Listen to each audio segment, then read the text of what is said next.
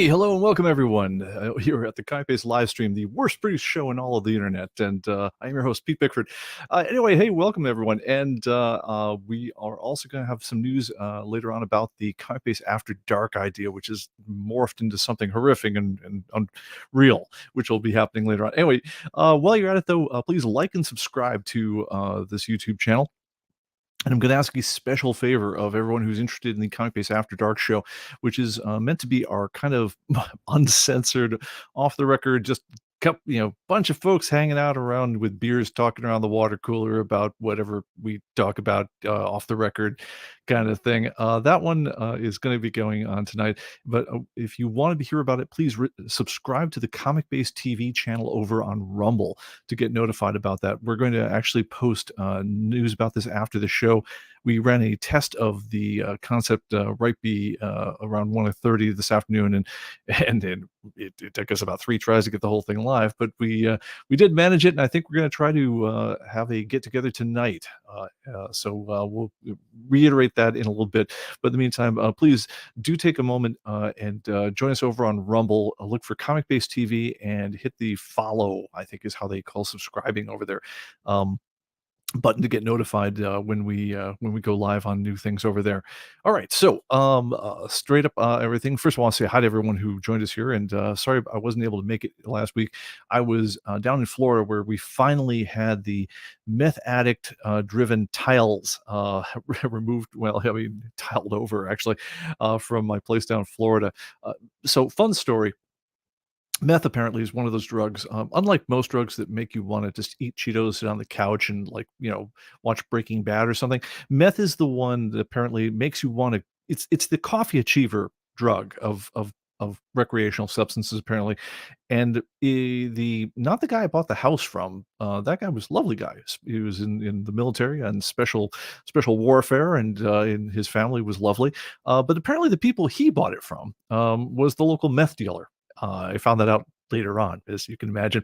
And when I finally moved in there, and you start meeting all the neighbors, and they tell you stories about all the perfect goings and comings on that happened a couple of years ago before the guy who sold me the house had it.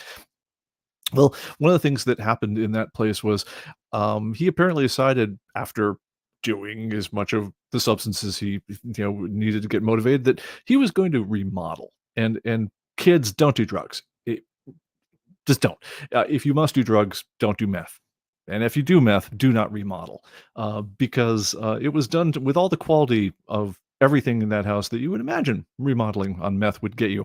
But the last of it, after I spent about a year fixing this place up now, but the last of the major projects was a series of the tiling on the entire bottom floor was done with the kind of tiles you find at the local mercado for about 50 cents each, and they were applied with loving and tender care with liquid nails, which apparently, if you work on a boat, is the answer to everything. Anyway, so that's all gone now, and thank God for that. And anyway, so I'm actually feeling at home in the house now. So that was what I did last weekend. So thank you all for hanging out with me and waiting out. I'm glad we could join this week. And I don't anticipate being gone quite as much. At least if I am, I'll be having fun down there, not just remodeling. Oh wait, welcome to the chat, Fred Slota. Aloha. By the way, with special news I'm just for you. Mike Beam, welcome from Vancouver. Jet City Comics from Orton, Washington. Do not know where that is exactly. Is that east, west, north, south? Don't know. Tim from Beloit, Wisconsin. I do know where that is. Larry's Library is joining from Indiana. Of course, we have the wrench manager in the house, Gregory Hecht from South Jersey. Oro Viejo from cloudy and 29 degrees in Minneapolis. What? Still, wow, it's 85 degrees out here today, out out by Nashville. But yes, winter can hang on out there in the Midwest. Xanadu Comics from Seattle, Ed Billiot, Rob Weinberg from Toledo, Andre, thank you for everyone for joining us. Brian Price again, Denton, Texas in the house. And we got Ed from Toronto and in 86 in West Virginia. Meth and liquid nails. Oh my, oh boy. Like I say, join us on the After Dark at some point, and man, I'll tell you stories.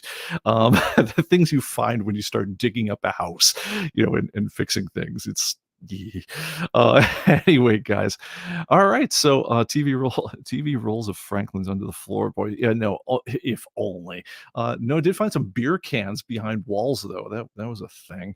But anyway, all right. So, in the top of the news today, comic-based news, the latest build, if you're following, is we just pushed build 23.2 build 2721, which I'm just going to call build 2721, is now out as of this morning. The big news on this one, we've officially crossed 950,000 pictures in the database. We're closing in on the last number that matters, which is a million. And I cannot believe the velocity of data that's coming at us these days. It feels like half the things I've done the last year are to try to make it so that updates are more efficient and better able to deal with just how darn much data is flowing down the pipe. But thank you everyone who's helping making that happen. Thank you to the editors for not going crazy. And yeah, no, it's great. Let's see. Okay, I'll get to Larry's comment here in just a bit. Just want to mark that. It'd be a really great feature stream hours if you could sort of have a bin of comments you need to get back to without highlighting them in the Chiron right away. But all right, talking out loud. Let's move it on. All right, so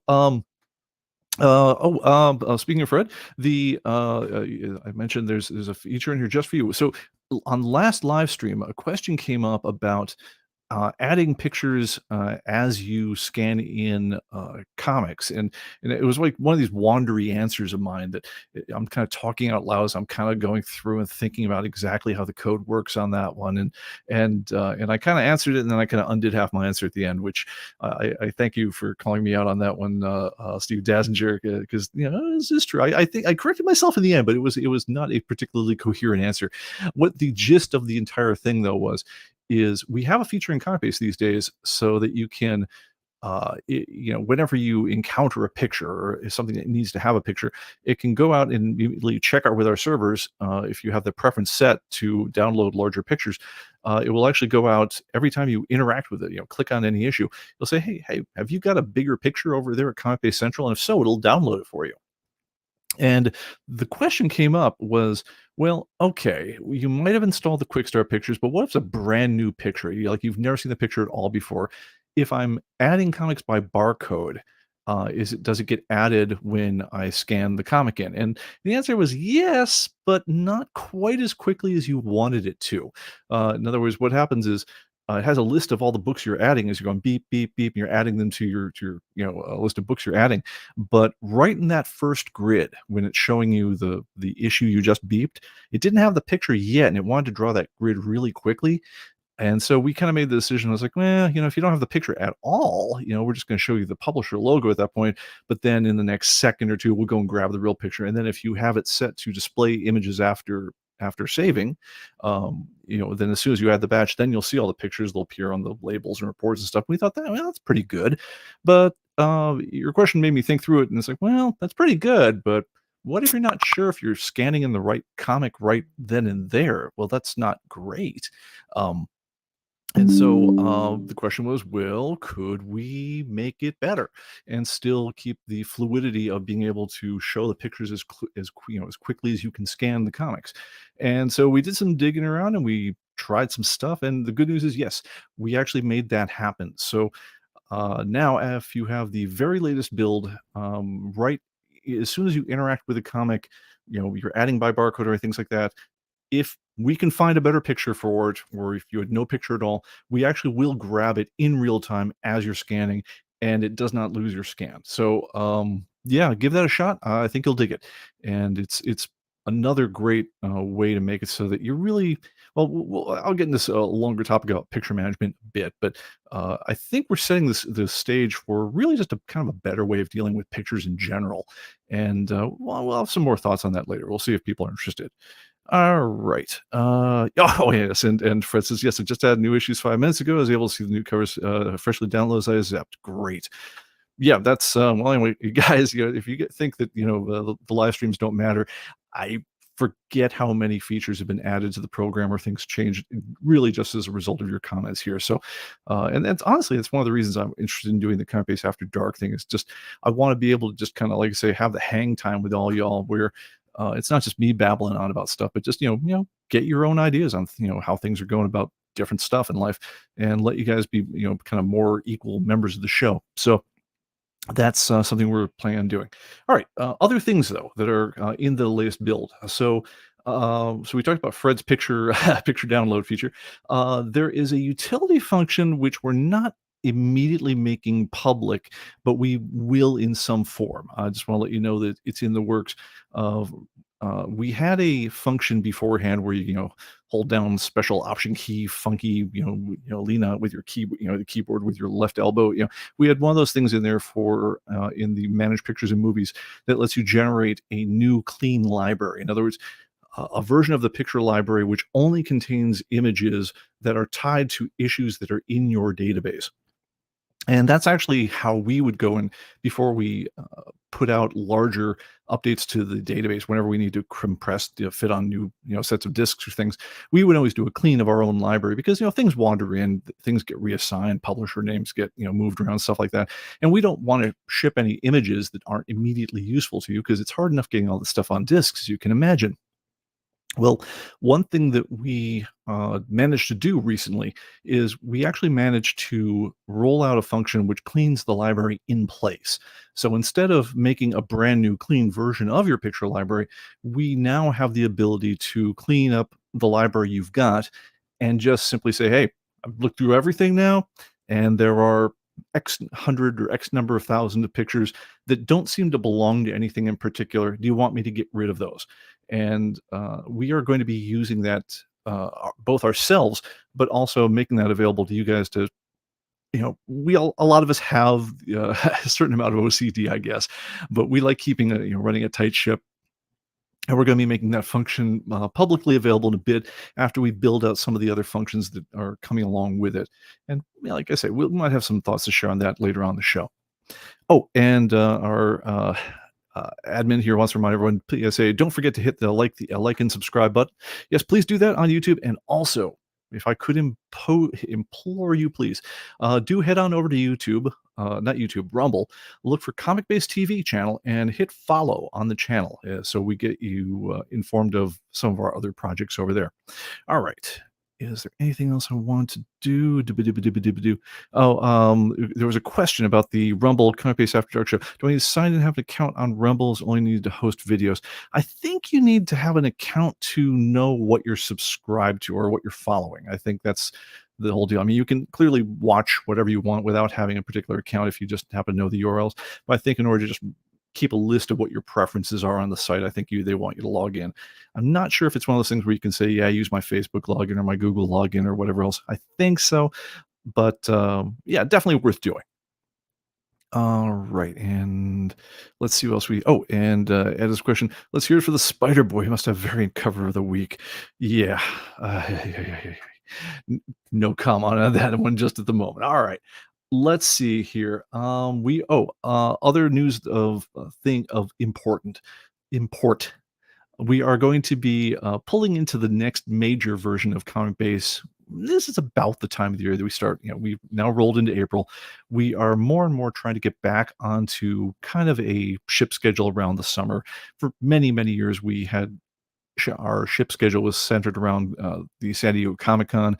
We're trying to get back into that time frame. Once we no longer exhibited San Diego Comic-Con starting a few years back, we had kind of slipped the release schedule into the fall, which then threatens to be right up against Black Friday, and that's a nervous time to be. And we pulled mightily this last year to kind of bring the whole schedule forward, and so we're going to try to keep that going, which means it's time for us to start thinking about what goes into the next major part of ComicBase. And we're going to be spinning up that that sort of discussion a little bit here, a little bit on the After Dark show, and certainly if you want to be part of it, for a number of versions now, we've had a kind of a behind the scenes group of people who want to get access to the early software, really, don't mind, working with test builds and all sorts of instability and all weird stuff going on, and who can give feedback of what they want to see as the product gets developed. We've invited you to be part of our internal Slack group. So basically we have a Slack group dedicated to the new version. We would send you out an invite on the whole thing. You'd get access to pre-release versions on the whole thing.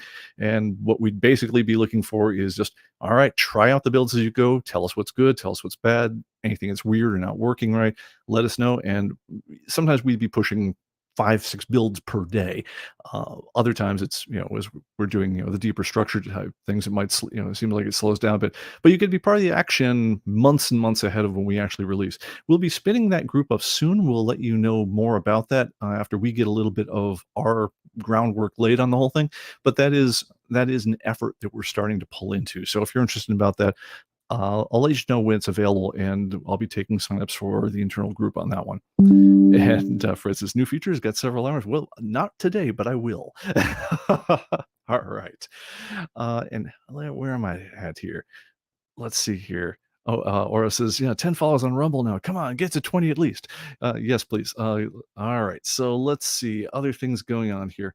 Oh, and last bit of news about the new version is uh, and this is one of those things where like I frequently have to be reminded of stuff that's in my own code because, well, if you've ever coded a large program, you probably know what this is like, but it's like building an extremely large house over a number of decades, and then you kind of wonder, oh, what did we do with that one panel in the back rear storeroom? Oh, I remember that. Anyway, so there was a badge, and I didn't. I would have. My initial reaction when I hear comments like this is, "What do you mean there's a badge for selling something? I don't remember that badge."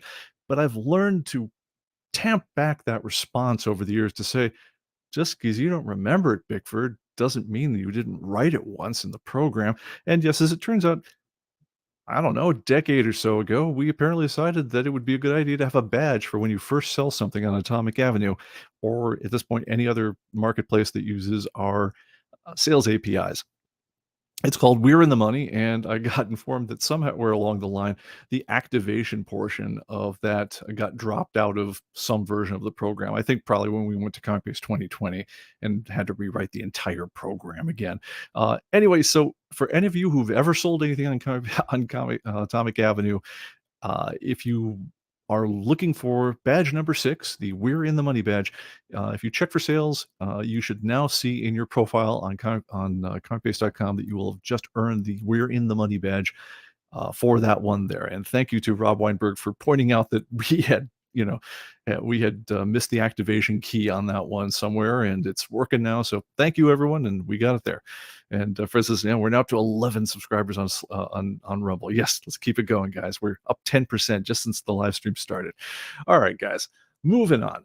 All right, so let's talk a little bit more about the Comic Base After Dark show. Like I say, this is something, and I gotta say, when I contemplate doing things like this, it's like when we did the live stream itself.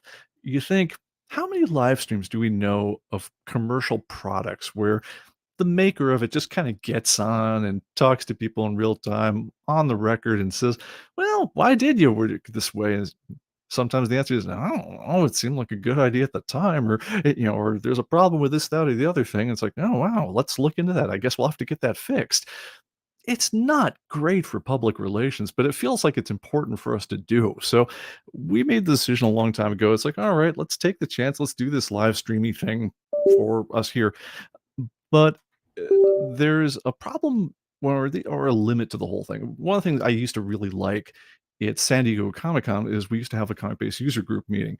And one of the things that was cool about this, I could actually see your faces in person and talk to you and say, okay, hey, I'm Pete, and this is what I do, and this is what I'm thinking about, where we could take things next and so forth, and get your feedback, looking at your face, right, in right in face to face, and and see how things are going with you guys, and just chat and open. I have an open offer of anyone who's on the Comic Base leaderboard. Beers are on me at any San Diego venue if we ever meet. So, and that stands. So I do hope to get out there this summer. And if you guys find me, look me up, and you can get me a free beer out of me. But anyway, one thing I would like to try, if you guys are up for it, is I'd like to do a show where basically it's kind of modeled on the subscriber shows you see on some Patreon sites or things like that, where just kind of, instead of just me babbling on, bring you guys into the show and let's just chat. Let's hang out. I wanted to do it someplace where there wasn't going to be an algorithm that was auto translating every single word that was being said on the show in real time and fed to something that was going to, channel strike or censor or do things like that. Because I really wanted to make it so that we could let our hair down a little bit and talk. That said, it's an interesting one. Question came of like, why don't we do it on, just do it on Zoom or something? And the answer partially was like, well, that feels like work.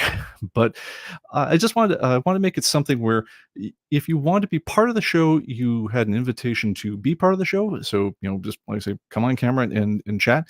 And also, if that's not, if you're feeling a little more shy or just that's not your thing, to make it available so that you could just kind of lurk, just, check it out, put comments in or things like that, and interact that way. So, what we're going to try is we're going to try the show calling it Comic Base After Dark, and I'm going to see if Mid Journey can kick me out a logo for it sometime between now and 8 o'clock tonight, where I hope we can have our first show. And what we're going to do is basically, it's going to be a live stream link to StreamYard, which is the software that I'm using right now. It's just basically a web-based thing where I can see behind the scenes on people. I can add people into the show. If they get weird and creepy, I can kick you out. But the whole point is, like, I can bring everyone in, and I think it lets you have up to 10 people on camera chatting at once. And at that point, it's probably just too many people just to cope with, just in general. But I also want to make it so it's streaming in real time to Rumble so that you can kind of keep up with folks and, kind of just, everyone's allowed to watch, everyone's allowed to comment. And we'll, kind of cycle in 10 people at a time as things go. I mean, it could be that, it's just me talking to myself the entire time. I don't think so, but have to be ready for that. But also, if you are like the 11th person in the whole thing, you're trying to get in, bear with me. We're trying to figure out what that looks like. And as we cycle people out, we'll try to, I don't know if it keeps a waiting room like Zoom does. Weren't able to test that, but we'll try to make it so we can, kind of cycle people in as much as possible. And, like I say, just have some hang time. I will, certainly have a beer in my hand during the whole thing and encourage you to join us along. So we're going to try the first one of these. I don't know how often we'll do it, but certainly going to try it. And we're going to try the first one tonight at 8 o'clock Central. So about 3 hours after the show. It gives me a chance to hang with my family a little bit, especially the overworked college student in my family who only has about 60 minutes a week just to even see her family, other than, she doesn't have her face in a book. She's taking just a killer load at college this semester, and I wish her all the best. But anyway, so we're going to give that a go. Please join us then. Look at the website at comicbase.com for announcements on that one. What I'm going to do is I'm going to post two links. I'm going to post the publicly available kind of like lurker link. It's the one if you just want to kind of watch the show. And I'm going to also post the StreamYard link. So if you want to be part of the show, and if you want, you can. Some people kind of have their camera off and just have their like an avatar or something like that. So you can see when they're talking. You kind of you guys have probably all seen these kind of sponsor shows before. We're not asking obviously anything as a sponsorship. There's no fee for it. We figure if you guys took the interest in the program, or certainly if you've bought Comic Base, I have no right to ask you for another cent, because you're already supporting me, and I'm very, very grateful for it. But no, I just like to have some time where we can actually just say, hang out and just chat. And then we can kick around ideas that maybe aren't really appropriate for a wider audience, and we'll take it from there. And we'll probably run it right to the point when someone posts a clip on it and absolutely destroys me out of context with it. But that's my big fear, but that'll be up to me to try to manage. So we'll give that a go, and wish us luck on that one. Please join us there at 8. All right, so let me check up on comments. Well, I want to go back because Larry's Library had said something there. Okay, Larry's Library says, Coinbase TV, it would be awesome if Coinbase could maintain a drop-down pick list of our data for certain custom fields like store and location. Then we wouldn't have to keep retyping this stuff. So if I understand the ask, so what you'd be thinking about is if you had a custom field that takes text, so custom fields 1 through 4, if it would kind of remember the last X number of values and just offer them as like a quick pick list. Interesting thought. If so, yeah, decent thought. Let me think about some. Some other questions can come up around custom fields. So let me back up the discussion just a little bit. Some related questions had come up, and I didn't know if they'd get too obscure for the live stream or if we'd give it a go on answering them. But just to give some context, so Comic Base, if you have the Pro or a better versions, has, obviously there's a whole bunch of fields. I think there's, close to 100 fields that we maintain for every issue of every comic book. It's, 79, 80 at least. But no matter how many we've got, people always want one more, right? And at the same time, if you say, okay, I'm going to keep a separate field for, I don't know, which grading service I had, do the grading on it, or which what binding it has, or which box did I store it in. I mean, you can imagine a million different fields. Did I get this autographed by the inker or not? We realized a long time ago that there's no way we're going to anticipate everyone's needs on this one. And if we just tried to add every conceivable field in the whole thing, all we'd do is make the program really fat. It would just be cumbersome and clunky and full of, foo that no one ever used. And you really want to manage that as best you can. So we came up with the idea of custom fields. We said, all right, look, we're just going to give you a bunch of fields. We'll have some that are text fields. You can type whatever you want them. We'll have some that are dates, where you can search by date ranges and do date oriented things on it. And well, some that are just true or false, check boxes, and we're going to have those for every issue. And we're just going to say they're there. You can give them whatever name you want. Matter of fact, you can give them different names based on what media they belong to. So maybe there are things you want to track for books that are different than the things you want to track for comic books. But we're just going to put them out there, and we'll let you, provide the context. I'll let you, use them or not use them as you like. And we'll make them so that they work like other fields. You can find them, you can report on them, you can, quick change them and mass change them and import and export them and do all the things you do with other fields. But we don't know what you're using them for. And so we're not going to really attribute a lot of specific functionality to those fields as we go. Now, the idea of having just kind of a quick pick list of saying, well, I don't know, the last 10 things that I tended to type in this thing, could that be a drop down? Yeah, I mean, it seems sensible. I mean, I can imagine any number of contexts where that's something I'd want. I do want to probably think on it a little bit and say, well, based on the particular use cases, is this the best way to hit it? Is it a drop down? Is it like an autocomplete, like, with psychic typing, the thing that fills in like the character names as you go? But yeah, let's talk some more on that one, Larry, and let's see if there's something we can do. But I can see it being something that's fairly transparent to other users who aren't using it for that particular thing, where it would still work out pretty well. So yeah, let's chat. Another question that came up with custom fields frequently is how do they work on reports? And this is one of the limits of the concept, I guess. And let me go ahead and show this on the other screen here if I can flip over to it. So let's see. That would be okay. So here's just a ComicBase here, and I'm just gonna double click on an issue here and pull it all the stuff. And you see over here, again, we maintain a ton of information about every issue. Here's all the credits for this particular issue, and then we have, in this case, custom fields. Now, of course, this is my copy, and custom field 1, 2, 3, 4, custom date 1, 2, custom check 1, 2, 3. These are all blank because I'm not, with this particular database, I'm not using it for anything. But some people use it for things like, well, what box did I put into? Is it am I keeping it at the separate storage location? Did I get it autographed? Did I, you can imagine any number of things that people use these fields for, and that's, what we typically, leave them out for. Now, one of the downsides of the whole thing is, let's say I want to go and I want to, generate, say, an issue checklist for Batman and Robin. So I'm going to go ahead and I'm just going to go under here and say report, and I'm going to say, oh, let's just do a collection report. Sure. And we'll do it for the current series. And I'm just going to preview this on the screen so you can see what that looks like. Right now, I'm just going to show it with the default options so you kind of get an idea for what this looks like. Yeah, I don't really have a real printer around here, but I guess we'll just play with this as it goes. Sorry about that, guys. I was really clever. I had to hook my printer up to this thing. Of course, it doesn't have anything. Let me put some items in my collection that I'm reporting on, and then I'll report on them. So, oh, by the way, if you guys don't know this trick, this is the best trick in the entire program. Let me show what I just did there. All right, so when I started, because it's a brand new spanking database, The whole thing when you start ComicBase is you'll notice it's got information on everything under the sun, every comic book you've ever heard of, going back to the 1870s, I believe. But you'll notice that all the conditions are all listed as near mint. The quantities are all zero. That as you get them out of the box. And so most of what you do when you're using ComicBase is you're sitting there saying, all right, well, look up the comic books in question. All right, so Batman and Robin. Okay, yeah, I got two copies of number one. I got one copy of number five, but it's only in very fine condition, you know, and you just kind of go over here and you just change stuff. You're not really adding stuff to copies for the most part. You're more or less changing stuff that's already there.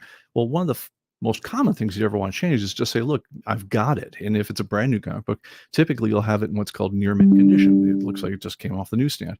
And the way you would do that is you would just the quickest way you can ever add a whole run of comic books. Let's say I've got Batman and Robin, number 8, 9, 10, 10A. For some reason I bought the variant 12A, 12, 13, whatever, a whole bunch of them. What I did there is I held down the control key to select various different ones I have. And now I'm just going to hit on my keyboard the 1. And what that does is it will just very quickly change these quantities from 0 to 1 for all the ones I selected. And if I have 2 copies of each, I can hit 2. If I just wanted to say, look, I have one more than I had before, I could hit plus. If I want to say I have one less than I had before, I could hit minus. It would deduct 1. But if I have like a whole run of, say, Amazing Spider-Man, and I just want to say, yeah, I got the run, I have it from issue 187 to 213, just go to those issues, highlight between 187 and 213, hit the 1 key on your keyboard, you're done. It's 1 key data entry, and it's awesome. All right, so now going back to our original problem is I wanted to show how an issue report of Batman and Robin looks like. And now that I've put some issues into the database, let me go ahead and pull that up. Let me go and put myself back on camera here so I don't feel so lonely. All right, so I'm just going to come up here under the setup menu. I'm sorry, the report menu. I'm going to say collection report. I'm going to do it for the current series, which is Batman and Robin. Now I'm just going to preview it. And that report's going to look something like this now that I've actually added some items to my collection. Now, what you'll see here is we have to fit the constraints of a printed page, right? And the problem we've got here is 8.5 by 11 in America. With a live area of get rid of an inch left and right. And holy cow! Sorry, I'm hearing some storm raging outside right now, and it's just blowing in like a fury. That's okay, guys. Don't know if you can. Don't think it's getting picked up in the mic yet, but man, I hear my house practically shaking. So, hopefully, we'll stick with you through this show. We were warned there could be tornadoes in our area tonight, so another thing to keep the world interesting. All right. Anyway, back to the thing here. So, with this 8.5 by 11 piece of paper here, we'd like to show you a picture. You can control whether it's goes or doesn't. That I know you guys can hear. All right. We've got notes, prices, things like that. And let's go back to the window that brought that up. So let's go back to our report window. And here's where you can say which fields do we want to show? Do you want to show, do you want to show the cover? If so, do you want it to be a certain size? Which issues do you want to show? Do you want to include the storylines? Do you want to include the writers and artists and so forth? Now, if you want, you can also say, and I also want to put in, let's say I'm using, custom field 1 as my box number. I could say, all right, also include custom field 1 for the box number. Now, this is great and it's terrible because remember, we're still faced with, how do we know what you use those fields for? We don't really know that you've got something relatively short like box 13. You might have used custom field 1 to mean something like, what is the issue copyright? Or you could say, what is the full list of letters of comment? It could be something very short or it could be something very long. We don't really know. Same thing goes for all the other fields. It could be, did I get this signed? Who did I get it signed by? What date did I get it signed by? And so forth. So all we can really do with these fields is kind of take a guess somewhere in the middle of the length on any of them. And if you include any of them at all, instead of trying to squish them into the report as it stands right now, squish over the notes a little bit, do whatever you might think. What we do is instead is we open a whole second line for every issue and we say, all right, well, here's that part. And underneath there, we'll show you, and here's what happens with, your custom field 1, your custom field 2, anything you've checked, we'll tell you what the value of that is. And it opens a second line for every issue, which I will be the first one to admit is ugly. It's it is the most old school reporting tactic you've ever seen.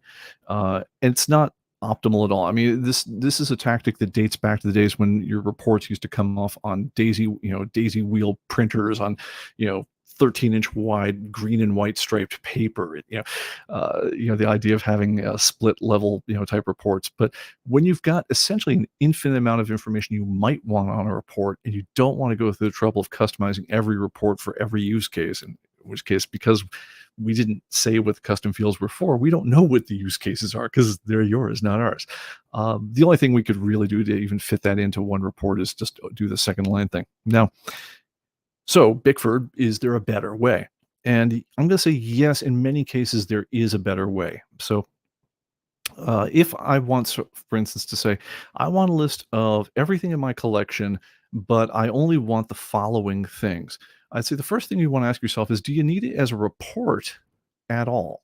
So, for instance, if all you need to do is get the list, well, then, you can certainly find the items in question right away, and you can organize, the items, you can fully customize the order in which the columns you've got in your main grid appear. So, for instance, let me set up one of my custom fields as box number, and I'll show you like a better way that I could maybe put in box number into my life on this thing and get more of what I want.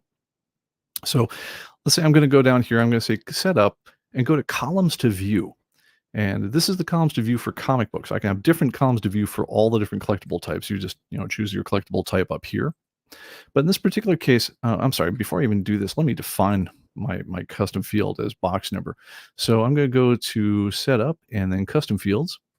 And I'm going to say for comic books, custom field number one is box number. And let's say custom check number one is, was it signed?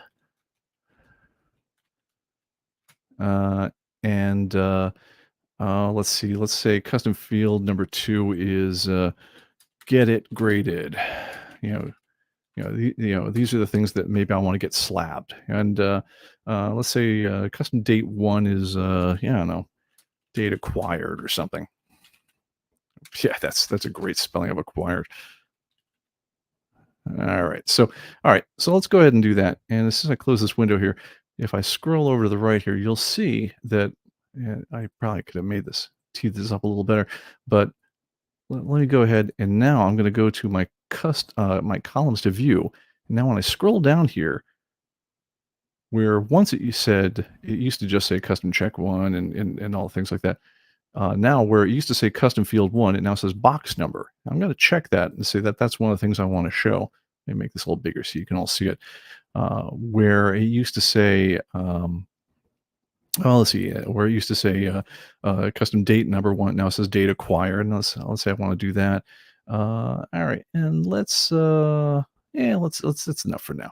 Let's go ahead and get that out of the way. So now I've said I want to see those guys, but by default, those things are now way over here on the right. Let's say I want to move my box number so it's a little more convenient for me.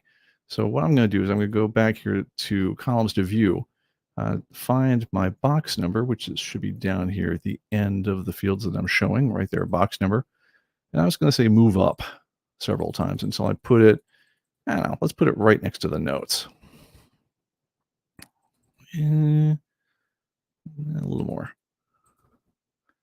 This part here, I'm going to say, is a little funky. I would love it at some point if we got a chance to do more of a draggy, droppy kind of thing in this thing. I'm just going to say the controls make it hard, but nothing is ever impossible on a computer, but some things are more trouble than they're worth. But maybe that's something we look at for a future release. But all right, so let's go back here now, and I'm going to scroll over here. And now when I'm looking at this, I've got my item number, condition, quantity, etc. Here's my price, my item description, and now, did it not? Do I need to go? Sorry.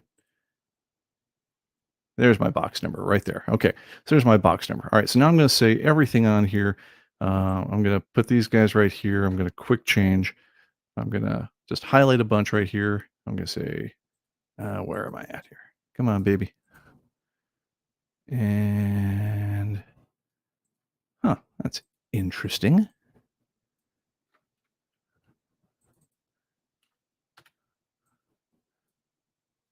Somehow, there we go. Sorry, it was It was not paying attention to me. All right, so let's go over here, and I'm going to say for these guys over here, everything is here. I'm just going to say this is in box 23. All right, and that just put 23 back in there. And I'm going to take the rest of the title from here on down. And I can say everything else is going to be in box 24. All right, so now we see the box numbers and things like that. Now let's get back to our original question. All right, I want to find a report, which is just what I've got and what box it's number in, along with the basic stuff about the report. Now we could do this using any one of the reports, the item checklist, the issue check, the collection reports, anything like that. It'll get me there, but it'll be kind of ugly. A better way to go for a lot of these things, first of all, like I say, the first question is, do you need a report? Because if all you want to do is look at it, just being able to, put the things in the row you want and move the boxes around like that, not a bad way to go. If you don't need to print it, maybe that's all you need. Another thing you could do is if you've got things and they're listed the way you want them, you can just take them like this. And if I were to copy, you just highlight what I want, right click and choose copy. It's going to give me something I can paste into Excel or a word processor or anything I want in exactly the same format you're seeing it right here. And maybe that's the way I want to generate my report, is just arrange my own view the way I want, see the data I want, highlight it, Control A will select all, Control C will copy it, open up Excel, paste, format to my heart's content. Maybe that gives me the report I want. But a final way that I would look at maybe doing it is if you come up under here and have a look at the export command. So export is very, very flexible in that it will let you choose exactly the fields you want to see on the report. It doesn't worry about the formatting because it knows you're pulling that into another type of program as a text file or anything else, and you can format it later on as you go. And so here I can say, look, if all I really want to see is I want to see the item number, I want to see the condition, we certainly want to see the title because that's kind of important. And it's so important to me. Yeah, I'm gonna move that up to the top because it's the one I should have grabbed at the start. Let's go ahead and do that right now. So yeah, I think I put it down at the bottom. So let's grab the title. Let's go to the item number, the condition, and let's say I want to put in how many I've got. Let me make this a little bigger, and the box number. And let's say that's all I want, right? And I'm going to say right now, I want to export just what I've got in stock. I'm going to include the field headers so that anyone looking at this was going to know this is the fields. This is what this all means. And if I say export now, and it's giving you a message saying, please don't steal our stuff. We're making this nice and easy to use with, which also unfortunately means that it's easy for you to, basically, steal from us. But we want you to use the program to its fullest. Just don't be a schmuck. Don't steal from us, and we'll give you the furthest access to this is any beyond what any sane company would do with important data, because we want you to be able to use your data the best. So I'm going to save this one here as my desktop as a text file, as called just exported comic books, and that takes just a second to do. When I come back, what I'm going to see here is right on my desktop, I've got this file here called Export Comic Books, which is exactly the fields I was looking for. And matter of fact, if I open this up in Excel or something like that, I can format this beautifully. I can make this be exactly what I wanted on the whole thing. And you'll see that it has just just the box number, just the coin stock, so forth. And then finally, a real advantage to doing it this way with export as opposed to report or things like that is that it's really, really easy to transmit this data to another user. So let's say I want to go and I want to say I want to sell my comic books and I want to give it to a comic book dealer and say, look, this is what I've got. Very easy to say, look, I want to give you an export. I don't want to tell you what I paid for it. I don't want to tell you anything else about its value or things like that. But here's what I've got. I'm going to give you just the fields I want, and I can send this. And I can attach it to an email. It's that tight.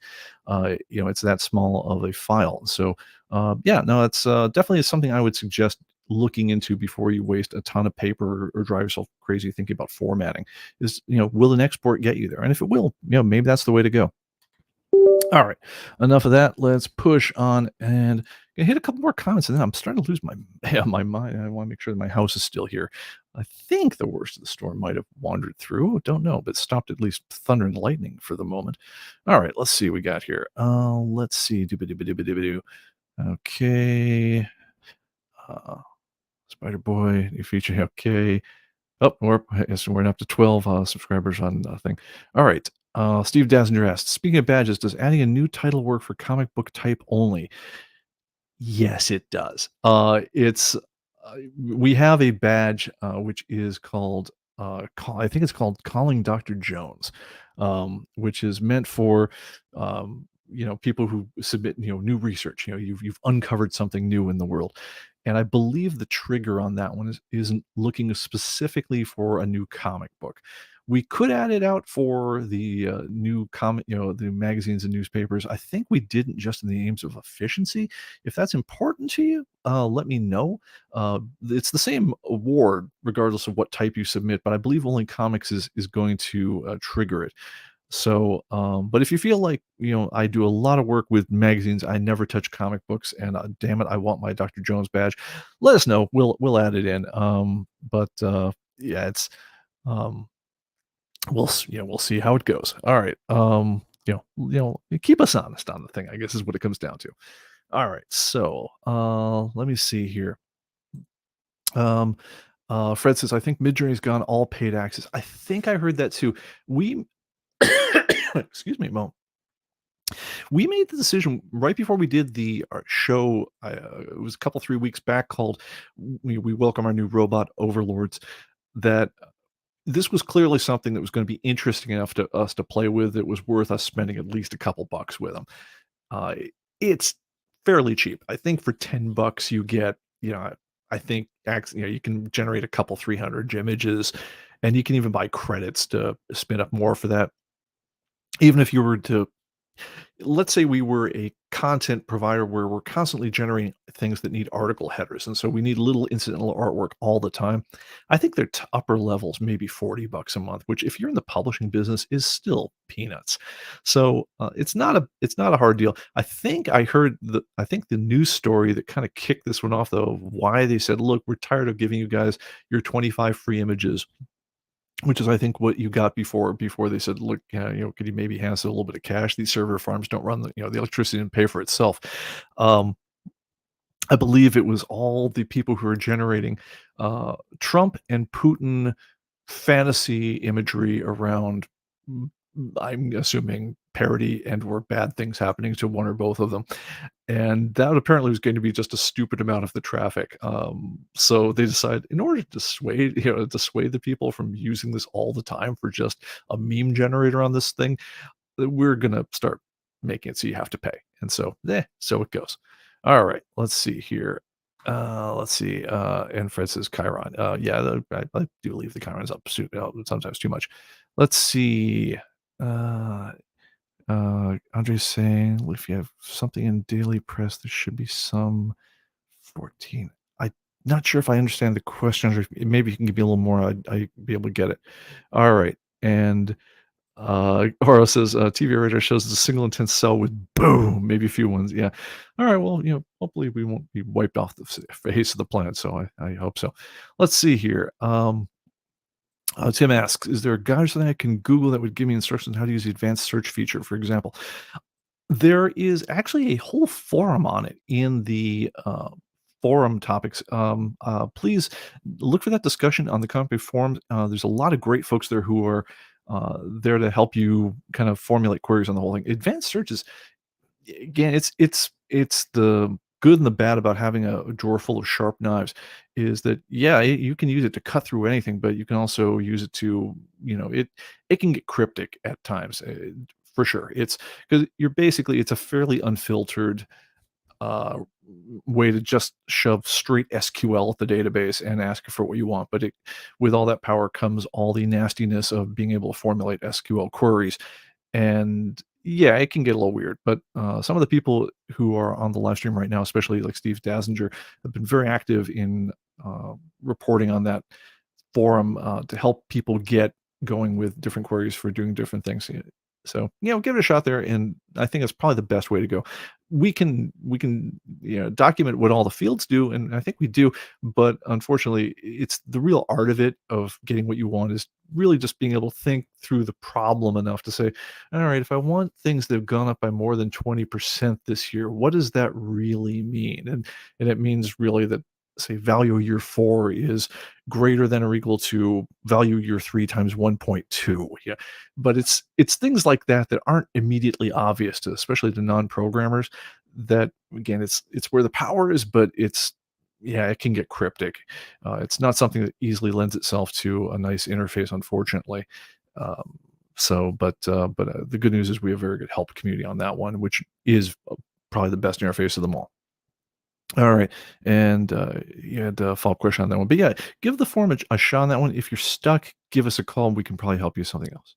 And all right, let's see here, and a lot of things right there. Oh, and Ed says, not sure if somebody's been there by now. Steve. Reset value history in the value over time graph. What does it do?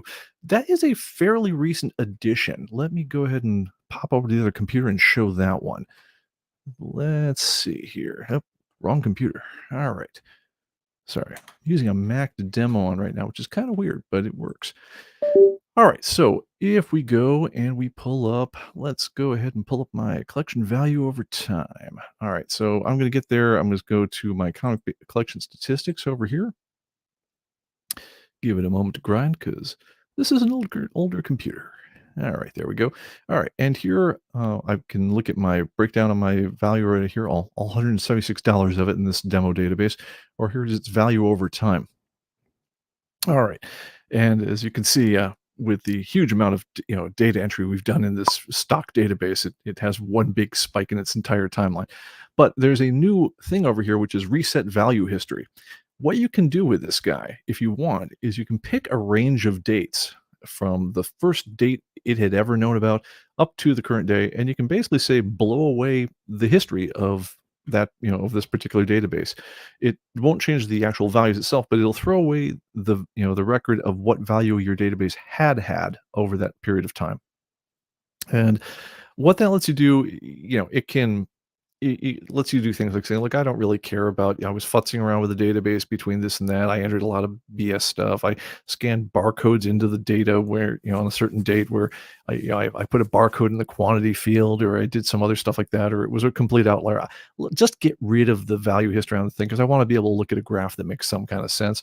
It lets you trim out dates in your value history range. Now, the way it's going to trim it out is it's going to nuke those data points entirely. And so uh, if you were very, very, if you were very, very interested in doing this sort of thing, you actually can highlight individual points on the graph and hit delete.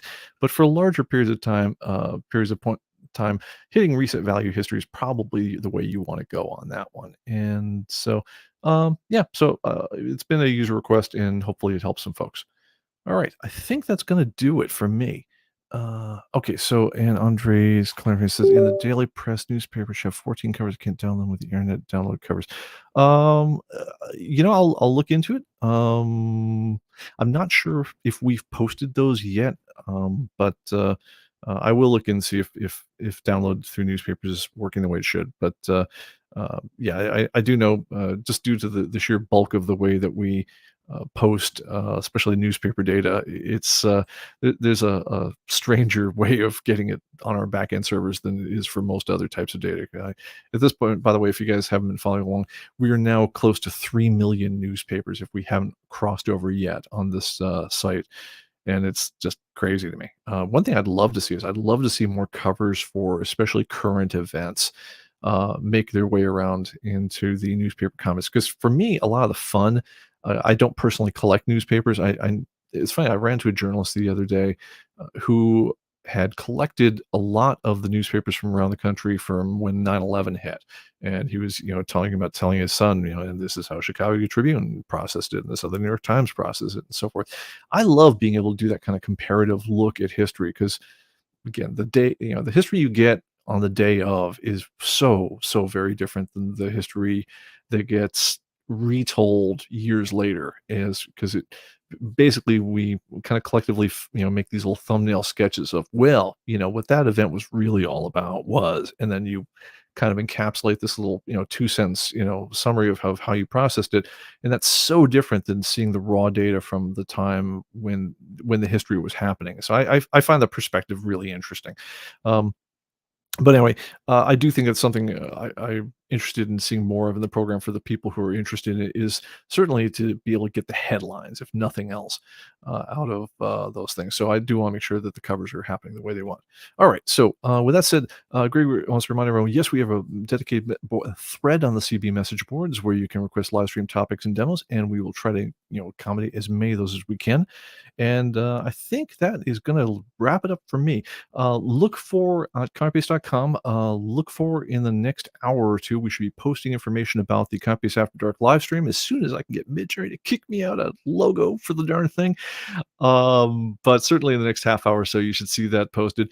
And please, as many of you who are interested, please join me at 8 o'clock Central tonight, in a few hours after I get a chance to get some food in me, talk to the fam, and we will hang later on. All right, guys, you take care, and I'll see you then. Bye bye.